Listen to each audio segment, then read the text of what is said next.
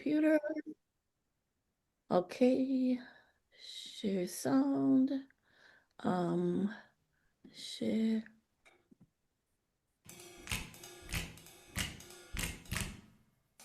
You want to see what we do best? We got the recipe for success. We don't need sight to make something good tonight. We're on in the kitchen, we're gonna show you what we got. Full of the spice of life, we're stirring up the pot. We're cooking without looking. Cooking without looking. Yeah! Welcome to the Cooking Without Looking TV show Thanksgiving 2025 edition. I'm your host, Allen Preston. Sylvia? And I'm the co-host, Sylvia Stinson-Perez. And today, Alan, I'm going to be making up some peanut butter balls, sometimes known as Buckeyes, because I have a little neighborhood party to go to this weekend. And, although it's not a Thanksgiving thing, we all know that now is the time you start going to all those little parties, and this is a great little easy thing to bring along. That sounds great. And after that, we'll be talking turkey and sharing our very own Thanksgiving tips with our Cooking Without Looking audience. And you're welcome to share your tips too, Sylvia. But I think before we get started, we want to remind everyone that with Christmas and the holidays coming up, we all have that home shelf we need to buy a special gift for. We got the perfect one, the Cooking Without Looking apron. I've got it on. And I do too. It is royal blue, and actually it matches my shirt today with some white writing. So if you want to order one though, and you want it delivered by Christmas, you need to order it by tomorrow. So go on the website and get it ordered. Just go to the website at www.cookingwithoutlooking.wordpress.com and scroll down to the PayPal link. Donate $55. By the way, you can donate that with any card, and you don't need a PayPal card. Remember to include your mailing address so we can get it out to you. Sylvia? But remember, you need to do it right away, like tomorrow. Yeah. Tomorrow. Get it ordered. I'm sure it arrives in time for the holidays. What's it take, about 3-4 weeks? At least. I think it was 3 or 4 years before I got mine, but we won't say anything. Hey, now, Sylvia, we can't wait for you to show us your favorite family chocolate-covered peanut butter balls. Well, I'm ready to show you them. And they're very messy. First of all, I'm going to say they're very messy. So I'm going to give a few little tips first. And I was thinking about one for all of our ladies, and I guess gentlemen too, who have long hair. I have very long hair. I was making a little pre-batch of these, and I forgot to put my hair up. Let's just say I had peanut butter in my hair at the end of the day. So always put your hair up when you cook. Put your hair up. Very important. So always talk about gathering all of your ingredients. So this, as I said, it's a simple little recipe. Pretty quick to make. There's not really any cooking. We're going to do a little bit of microwaving in our any-day cookware. And it's something you can bring along, and it's delicious, and you can kind of play with the recipe a little bit and make it your own, which I'm going to show you a few things I do to make it my own. So gather all your ingredients. You're going to need peanut butter. So this is I have the typical standard 16-ounce peanut butter here. It's, I don't know how tall, like 8 inches tall, 6 inches tall, the regular one you buy. And it's interesting because the recipe calls for 2 cups. Guess what? You don't have to measure. You just use the whole jar of peanut butter. Isn't that easy? Because if you've ever put peanut butter into the measuring cup, then you tried to get it out, you lost half the peanut butter. So just use the whole jar. Make sure you have a jar the right size. I Yeah, get the the big 16 jumbo ounce one. size.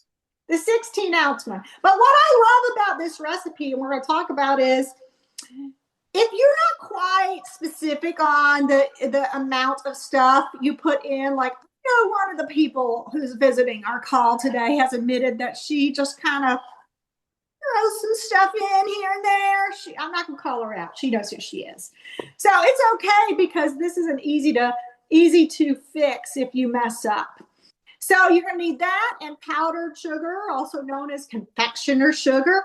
I like to keep mine in a container so that you can dip versus pour. And we talked about that a few times. I've had that experience where you have the powdered sugar in the box and you pour it and woo, you got powdered sugar everywhere. So I like to dip my measuring cup into that and get it out. You're going to need some softened butter. So I have my little butter dish here, and you want your butter to be softened, like, so if you put your finger in, you push your finger in it, it mashes. So kind of like the consistency almost of peanut butter. Oh, by the way, you cannot use your good peanut butter in this recipe. Now, I love natural peanut butter. That's what I eat. If I'm going to have a peanut butter and jelly or peanut butter on an apple or a banana. No. You got to have the not natural peanut butter, because you can't get all that oily stuff. You got to have some nice, kind of thicker peanut butter. And creamy and crunchy both work. Most people use creamy for this recipe. And then you're going to need your extract. So the recipe calls for vanilla. My secret ingredient is almond extract. And one of my brother-in-laws loves these peanut butter balls, and he loves it when I put lots of almond extract, because he says they kind of taste like chocolate-covered cherries. I'm not really getting that myself, but it does have that little cherry flavor. And then chocolate chips. You can use dark, semi-sweet, milk chocolate, whatever your preference is. And then your tools. I've got a big bowl here. If anybody comes to this, you see me, I always like to use a big bowl so you have plenty of room. I got my measuring cups here. I've pulled out two. One is my 1 cup, because we're going to use the 1 cup with the confectioner sugar. And then I just have a small one. I think this is like the 1/4 cup. And I use this to get the extract because I poured it just a little bit in here and then pour it into the bowl, and you can always pour back what you want. So, and then I'm going to have my any day cookware here so that we can melt the chocolate in a little bit in my microwave. So what you're going to do is you're going to mix your peanut butter and your butter, which again, I'm not going to actually do now because that is very messy, and then I can't. It took me 5 minutes to clean my hands yesterday because they were so sticky when I was making the starting this. So you're going to mix your peanut butter and your butter together. So the whole thing of peanut butter and about a 1/2 stick of butter, and mix that really well with your hands. I mean, I started using a fork, but then eventually I'm like, this is going to mix a lot better if I just use my hands. And then I then started adding in the confectioner sugar. And so I started with 1 cup. The recipe is going to call for about 2 cups. But you can add, you cannot take away. So I like to start with the 1 and then add a little bit. So I ended up with 2, but you might end up with a little bit of less because you want the right consistency. And you're going to get about the right consistency if your peanut butter and your confectioner sugar is pretty much equal, but it depends on your peanut butter though. Mine did work out. So, and then I added the almond extract. Now the recipe, I shared my friend Patty's recipe. She puts Rice Krispies in hers. I don't put Rice Krispies in mine, but I think that's a great thing. I've had them like that. I love them like that. But I decided not to put Rice Krispies in mine. But You can also put the Rice Krispies in. You can switch out your extracts. Anyway, so once you do that, so you get it really nice and mixed, it's going to be really, you don't want it to be gooey. You almost want it to feel like, it's going to be a little bit of a harder peanut butter. So it's not going to be in the consistency where you can roll it. You can try, and if it sticks to your hands too much, it's not, you might need to add a tiny bit of confectioner sugar.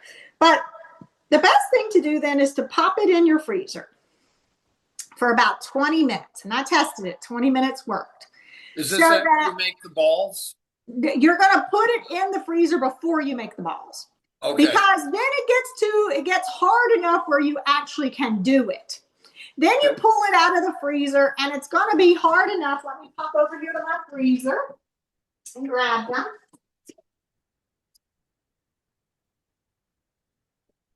Then it's going to be hard enough where you could actually roll them. And you got to roll them with your hands. Y'all know, if you've done ceramics class, it's just like rolling them with your hands like that.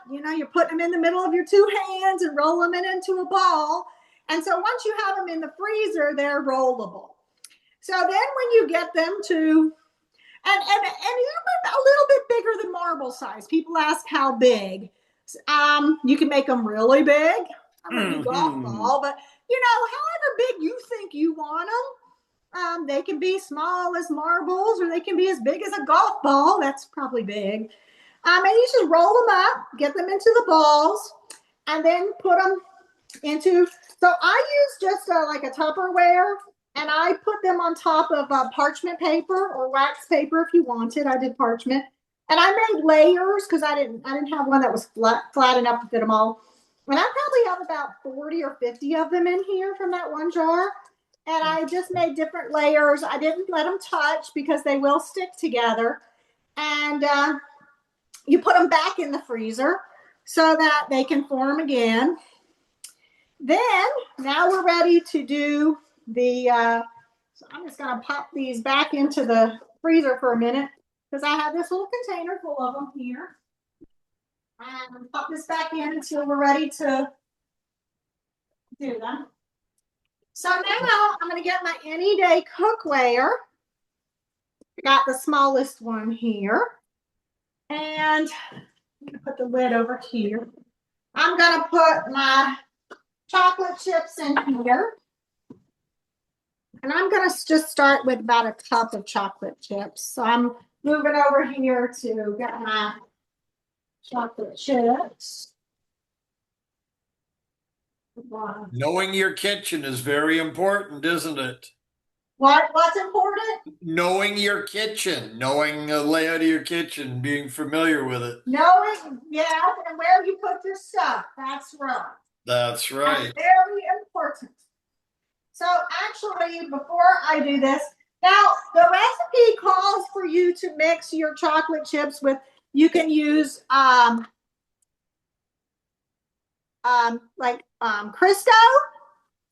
or coconut oil, coconut butter, or you can just use margarine. So I'm just going to use a little bit of butter. I guess, or butter is what I should have said. I use butter, not margarine. I'm actually going to use a little bit just to coat the bottom of this thing too, and add a little bit in with my chocolate chips. You mix it right in with the chocolate chips, eh? Yes, because it'll give it that shiny or kind of glossy thing that'll hold it together. Okay. So I'm going to put this in my microwave. I told y'all this is very messy, right? So I'm going to put this chocolate in my microwave, and I'm going to start with about 20 seconds. So, because you don't want it to get too melted. Now that wasn't 20 seconds. You need to kind of watch it and stir it so that it melts evenly and not clumpy or burned or anything. Yeah, sometimes microwaves don't heat things evenly, do they? Every microwave is different. We actually have two microwaves. We have the one that's kind of built in, and then I have this one that has braille on it. Ah, okay. And it used to work with Alexa, but it doesn't work with Alexa anymore. Or at least she quit talking to it. I don't know. But I like this one, and I find it cooks a little more evenly. So as I'm cooking this, I'm just checking it to see if it's just checking to give it a little bit of a stir as we go.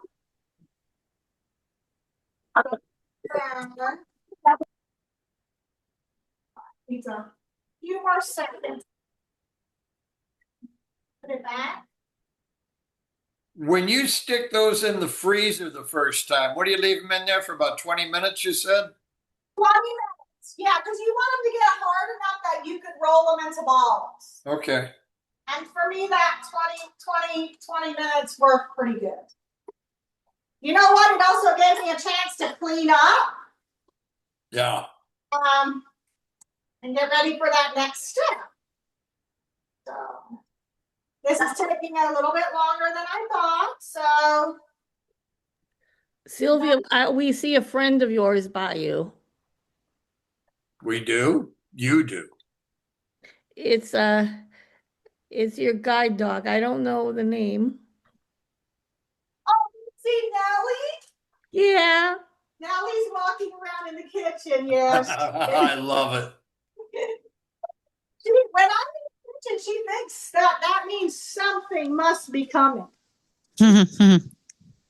So now I'm going to move this over here.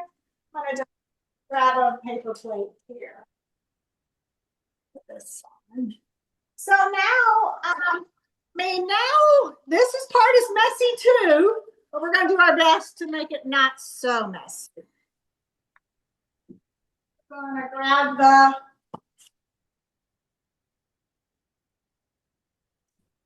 So I'm gonna use a fork. You could also use like what do you call those little things? A whisk? No. Skewers. Skewers. Oh. Skewer, but I'm gonna use a fork, and I have the chocolate melted here. I'm putting my fork, and I got the what do you call it? The peanut butter ball. I'm skewering it with my fork. And now people go, what if the whole piece of thing is not covered? Well, that's why I think it's called a buckeye, because, part of the brown from the peanut butter will show. So then I'm going to put it on the plate. Oops, I kind of broke that. So you're just gonna then go and dip them all in this chocolate and put them on the plate or in a container. And you're just gonna keep doing that until you've done them all. Then, I'm just gonna wash my hands here. You're going to just keep doing them all until you covered them all as best as you can.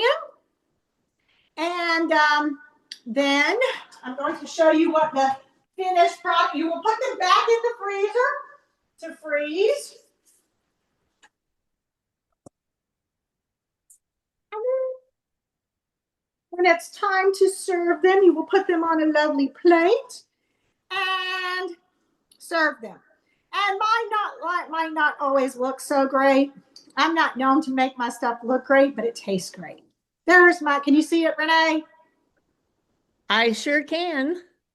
I'll taste one for y'all. How about sending us some of those? We're gonna take because what happens is the chocolate kind of forms this like outside, it's like a Reese's cup. You know how a Reese's cup is? Oh, yeah. And there's that little bit of almond extract in there. Wow. Yeah, they're good. Really you know who's licking their lips right now? Nellie. She's down there licking her lips. Nellie is your guide dog? Keeps the floor clean for you, right? She does.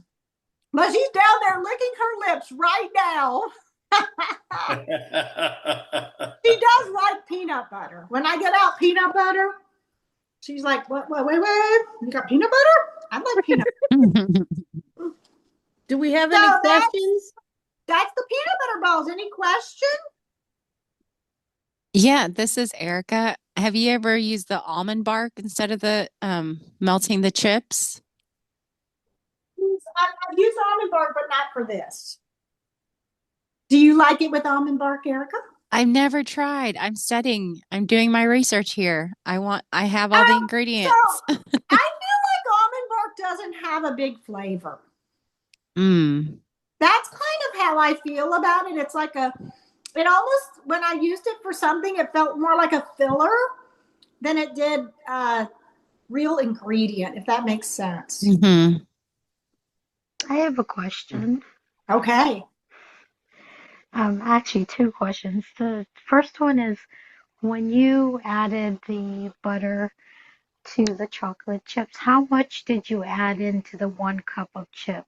Oh, like an eighth of a stick, like Okay, very little. okay. And alternatively, you know how Almond Joy is coconut. You can substitute coconut extract for the vanilla, the You almond could use extract. any kind of Yeah, extract. Well, not any kind. You couldn't use lemon, but yeah, you could right. use coconut extract. You could use almond, vanilla. You could use rum. You could add a little bit of rum. That might be really good. I think I'm gonna try it with the coconut and try one with the hmm orange extract and see how that works. I don't know. That'll be interesting. Yeah. I love orange with chocolate, by the way. I'm actually going to make some cookies for a party I'm going to this weekend. And I'm going to do like a almond cookie. And then I'm going to put chocolate chips. I'm going to make a little center part in the middle, like kind of like a fingerprint cookie. I'm going to put chocolate chips in it and then my satsuma marmalade on top of that. Because that's like orange. It's like orange, so I'd not ever heard of Satsuma before. like a tangerine, but sweeter. It sounds good. It sounds absolutely great. You know, I'm sure you and your family are going to enjoy this Thanksgiving.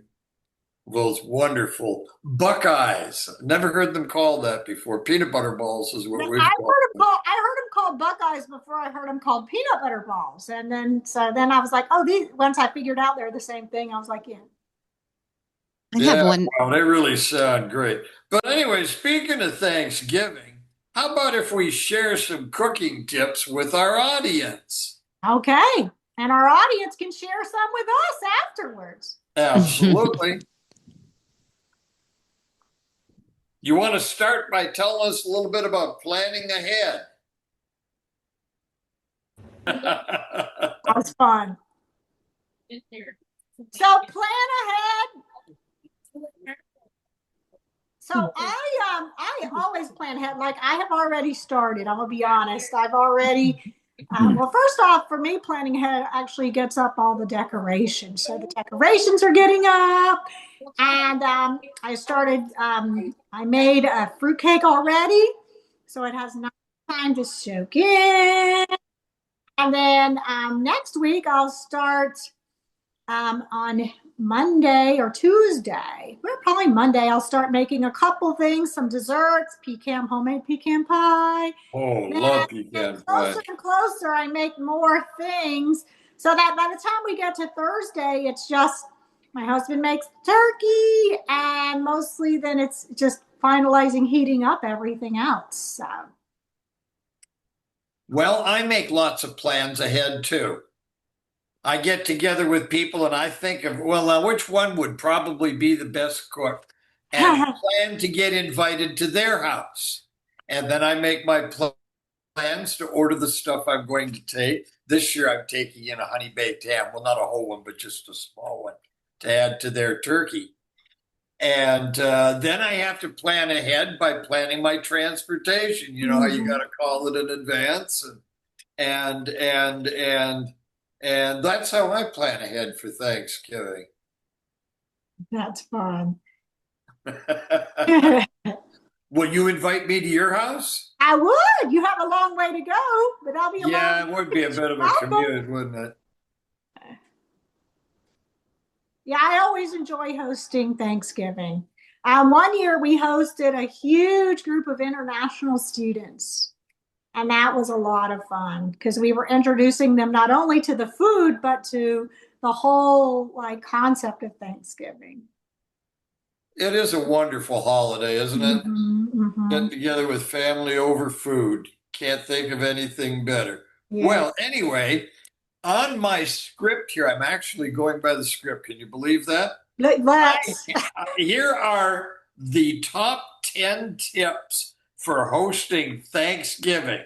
But please include any tips of your own, too. Hosting Thanksgiving. Number one, assign seats. I don't know about that, but that's what they have down here for number one. What do you think? When hosting Well, a dinner party like I Thanksgiving, don't necessarily assign seats, but I do kind of tell people where to sit. I guess I do. And there is always the kids' table, even though the kids are all adults now mostly. But yeah, there's always the kids' table. And yeah, you never know. You might want to sit by somebody specific, so you kind of tell them. So yeah, well, I this is don't necessarily. true, but actually assigning the seat, just make sure that the two people that don't get along too well are well apart from each other. But it's fun when they're together, though. Sometimes. Let's see, what's it? When hosting a holiday dinner like Thanksgiving, get festive and creative. Holiday inspired name on cards for all your holiday gifts. You can even create a simple tablescape by covering your dining table in brown packing paper, grabbing a gold marker, and writing everyone's name on their place setting. I don't know. You're not going to do that.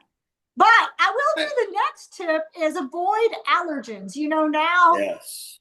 it's so hard now because, people are gluten free or they don't like this or they don't like that or they have a problem with this. But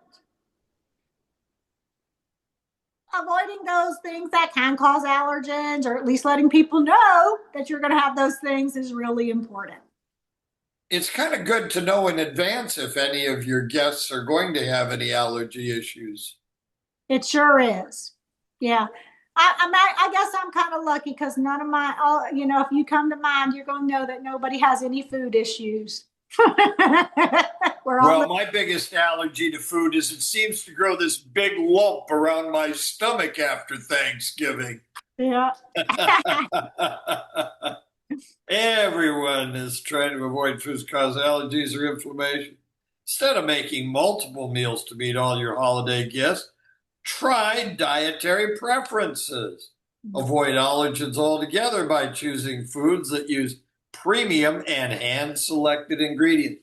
Quality ingredients is important, absolutely. What do you think? Yeah, I try to use quality ingredients.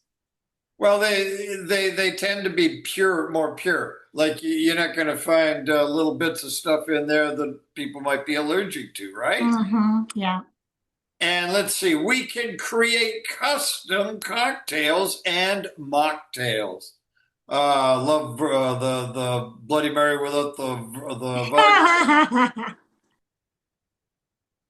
Whether it's hot apple cider or a batch of homemade mulled wine, get in the holiday spirit and channel your culinary creativity.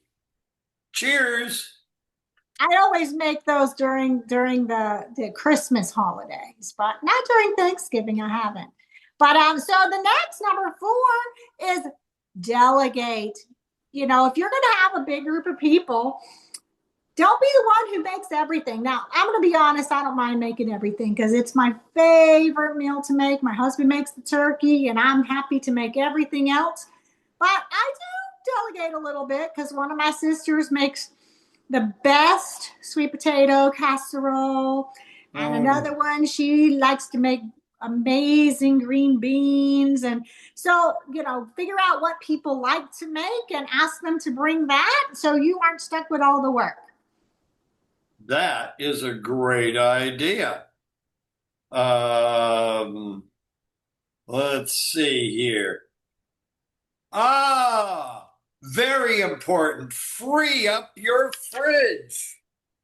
A few days before Thanksgiving, you might want to start by cleaning out the fridge and freezer to make space for that holiday recipe and future leftovers. It may sound pretty simple, but something like this can save you a lot of stress on the day of the holiday hosting. What I do is I clean my refrigerator out. Challenge to get everything into that fridge. I'm just going to be honest. Well, what I do before I go to my holiday dinner, I make sure my fridge has lots of space in it so I can bring home a lot of leftovers. That's a later tip, Alan. That's a later tip. But I tell you, we were in the supermarket the other day buying our turkey, and it was really funny because the store person was there, and everybody's like, I need a 14-pound turkey. I need a 22-pound turkey, until everybody's like helping each other find the right turkey. And you knew how big people's group was going to be based on the turkey they were going to have. Or how many leftovers they wanted. Or how many left. But when in doubt, always prepare extra just in case you have more people, but definitely for the leftovers. You don't want to run out of food on Thanksgiving Day. I've never had that problem. Now, here's one. Make your own stuffing. Nothing says the holidays like a heaping spoonful of homemade holiday stuffing, especially made with quality ingredients like white bread, fresh thyme, garlic cloves, olive oil, onions, fresh oranges. Oh, I like a little orange in there. And pine nuts. I like raisins and nuts and regular nuts in my dressing too. Wow. By the way, is it dressing or stuffing? All kinds of peppers. That's good too. Mm-hmm. But is it dressing or is it stuffing? Stuffing is when you put it in the bird. In the turkey. It's exactly the same thing. It just depends on whether you put it in the bird or not. So if you stuff it, you're stuffing it. Would that be like stuffing it inside of me? No, it's just dressing. Yep. Okay. And you know what? Another thing about dressing or stuffing that's interesting to me is how either wet or dry people like it. I like mine a little more on the wet side. I know you can put gravy on it, but even before you put the gravy, I like it to be a little more on that moist side. So. Yeah. We've always made the dressing or stuffing outside of the turkey, separate. And you've made dressing. And we always put something inside the turkey, like, I don't know, orange slices, apple slices, little stuff like that. According to my grandmother, it helped keep it moist. Interesting. I always thought it added a nice flavor. I don't know who got to eat the apples and the oranges, though. Probably no one. My husband puts rosemary on the turkey, and that is delicious. Yes. On the outside, yeah, it's good. So the next tip is going back to something you said: is always have lots of containers, and even tell your guests to bring containers. I might not tell my guests to bring containers because then they'll take off all my leftovers. So have containers so you can put all your leftovers in them. Absolutely. If I brought my own container, it'd have 2 wheels on the bottom. And a sweet send-off. One of the best parts about Thanksgiving is dessert. Oh, I always like to start with dessert. My favorite. This year, skip the sweet treats that are laden with processed sugars and other artificial ingredients, and instead enjoy more meaningful dessert options. I don't know. I kind of want to enjoy some of your Buckeye balls. These weren't our tips because we're all about the desserts, right, Alan? Yeah, I agree here. I don't know who wrote these tips up, but they're good tips. But Yours truly. You always be good in a pecan pie. does that mean we should walk to the dinner? Yes. 50, 60 miles? That might be enough exercise. Yeah, that'd take care of it. Well, our last tip is to just enjoy it. It can be stressful to prepare the meal. I think especially when you have low vision or no vision, that's why you got to maybe get very organized. You got to start early so that you can have a real plan and you can have the time to do things and not feel rushed and not feel stressed about it and just take time to enjoy it. Called Thanksgiving for a reason. Yeah. We need to be thankful for our friends and our family and our life and all the stuff that makes life wonderful. And thanks to our audience for watching us, putting up with us today. Let's see if they have any tips. Really, I used to smoke turkeys. Oh. When I had a house over here in Cherry Road, I had a smoker that would handle probably about 2 10-pound turkeys. I'd do one for myself and I'd give one away to somebody. Nice. It was a very long process because you don't want to have them very hot when you smoke it. Right. 275, 300 degrees at the most. Make sure you got a lot of wet, soggy wood in there. I used to use the wood from my fruit trees, the dead fruit trees, yummy. and I'd grind it up. I threw it through a chipper. Mm-hmm. And then I'd soak it in water and I'd throw the chips on the charcoal. And that's what would give me the nice flavor were they good. Nice. But you had to have a good meat thermometer because you had to make sure you got it up to, I think it was 165 if I remember correctly. And when you're only doing 275, it takes a long time to do that. It's a long time, yeah. I would say at least 1 6-pack of beer or a bottle of wine, either way. But we had a lot of fun up by the pool. Usually have a couple friends over. Didn't take a lot of work. You just keep throwing charcoal and chips in there. But it made a wonderful tasting turkey. Yeah. So no vodka with your waiting? I was more a whiskey person myself. Hey, Ricky. Hey, how you doing? I got a tip. Make sure you take the giblets out of the turkey. Oh, very good. Yes. Make sure you do that because if you don't, I've known a lot of people who cook the giblets and then they're like, oh, I didn't know it was in there. I'm like, oh, that's disgusting. And also with your stuffing, never cook your stuffing inside of your turkey because your turkey could come up to 165 and your stuffing needs to come up like that too. But a lot of times you can get sick because of salmonella going into your stuffing, the uncooked stuffing. And I think you're right. I think that I have heard that so many times. I don't think people do that a lot anymore because there's just so many challenges getting that right. I'd rather stuff the stuff inside of me and leave the turkey empty. That's what I'm talking about. But I'm going to research the thing about putting the apples or oranges in there to keep it moist. So, yeah. This year, I can tell you, my husband, he is constantly with the little syringy thing, adding moisture to it and liquid. The baster. Oh, yeah. Basting. Basting. Thank you. I couldn't come up with that word. I have too much chocolate inside of me right now. I'm a little hyper. Come up with the word baste. There's the injectors, the flavor injectors for turkeys. Yeah, a lot of artificial stuff. I like to keep things kind of natural. That's right. Everything is natural. This year, I'm going to spatchcock my turkey, dry rub it Hey, in the watch your refrigerator. language. What? I've had and turkey. then I'm going to dry rub it, keep it in the refrigerator overnight to keep it nice and dry, and then put it in the oven that way. Cook it separated with the back out, which will give it a lot of juice and a lot of crust.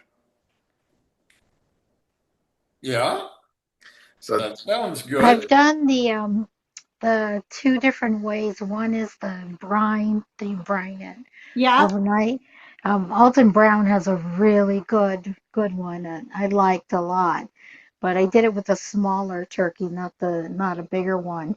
But the other one that I had was um, they deep fried them outside. So have you ever had those? Like now they do fish fries, but they do it with a Mm-hmm. turkey.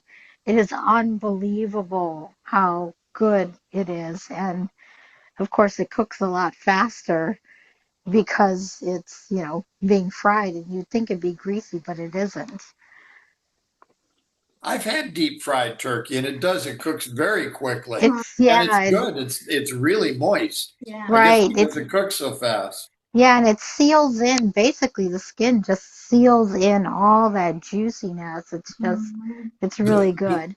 the one thing I miss about it, though, I like the skin on the turkey because it's got all Yeah, the spices on it, and the right, skin off of the fried turkey, it's just fried skin. right. In Hawaii, where I grew up, the way that they make the kalua pig, every year what they do is they get together a bunch of families Mhm. and they do the same thing. They dig out the hole and they put the hot lava rocks and the wood Uh-huh. in the bottom and they put a bunch of turkeys down in there and smoke it Yeah. so that everyone gets together and they'll just do, a dozen turkeys in there. Mm. Yeah, it's pretty amazing. It's like That's that. The fruit tree, same thing, guava. The guava tree oh. is makes a really good smokiness in the turkeys. Mhm. Yeah. That's interesting. Yeah, it's Yeah. another fruit tree. Yeah, I had Hmm. orange and tangerine tree and some grapefruit trees, and I Yeah. just had enough dead wood that I always had stuff for smoking. Yeah. Run That it through a seems. chipper, make little chips about 2 inches square, give or take, and Mm, soak them in water for a couple hours before you start cooking. yeah. And just made wonderful smoke. Yeah. Excellent. Good Well, stuff. Renee, do we have any other hands up or any other questions from our audience? No more hands up. I'm going to be choosing a lucky winner of the Any Day Cookware any moment. I was just going to Alice, ask you if you would do that. Our gourmet microwave cookware contest. Which I use today. It's great. Allison and Ricky, do you want your names in? Rosa, I've got your name in already. I'm sure they want their names in. Yeah. I'm sure Okay. they yes, would too. Okay. yes. Rosa, I had your name from last time. It was already in there last week. Oh, okay. Yeah, Okay. All right. Here we go. Here we go. I always Close forget your to eyes, pin Renee. myself. Okay, here I pin myself. Ouch. We Okay. need that drum So roll. here we go. Here we go. I like to keep it fair. We got a lot of people in here, like 9 of them. Okay. This is the lucky winner. Ah! Jumped out of my hands. Ricky. Hey, Ricky. Huh? That is awesome. Congratulations. Congratulations. Thank you. Mm-hmm. That Ricky, is Ricky wants to be awesome. on an Wow. upcoming show. Ricky's going to be on an upcoming show. Ricky, did you just get your guide dog? Well, they matched me with the wrong dog, Oh, so Oh, I have to wait until they finish training the other dogs, and then they're oh, gonna come back and get me. I'm oh. sorry that happened. It does happen once in a while, unfortunately. Yeah, the dog was tiny. The dog was only 21 inches and 50 pounds. I'm a lot bigger than that.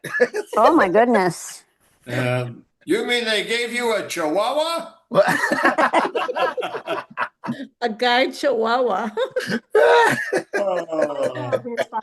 So Ricky, while we're holding your feet to the fire right now, do you want to do December? um, sure. Well, I don't Yeah. want to. You might have to incorporate your any day cookware, Ricky.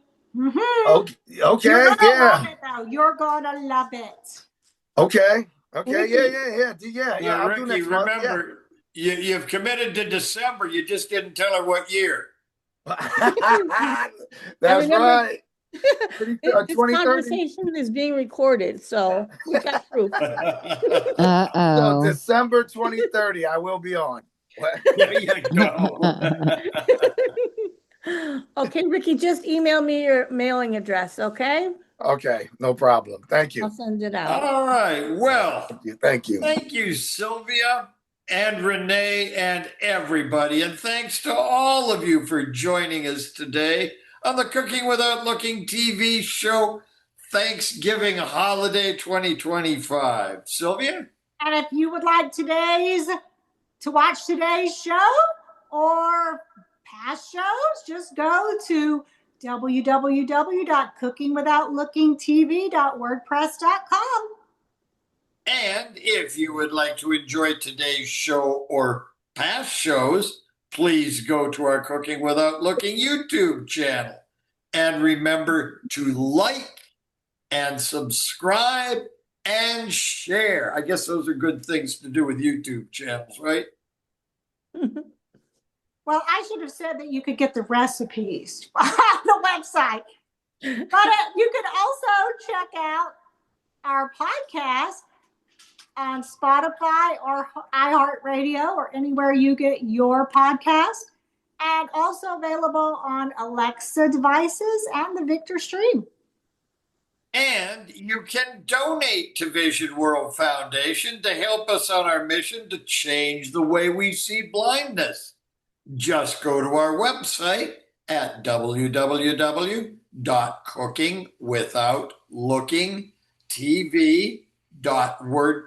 www.cookingwithoutlookingtv.wordpress.com and click on the PayPal link near the top of the page. For more information, you can also call 305-200-9104. And we want to say a thank you again to Any Day Cookware for their support. And everyone can look for our next show in December, which Ricky will be on and others. Thank you so much for being with us today on behalf of myself and Alan and Renee and Vision World Cooking Without Looking and Vision World Foundation. Bye for now. Hey, and don't forget to order your official Cooking Without Looking apron. Today, don't wait.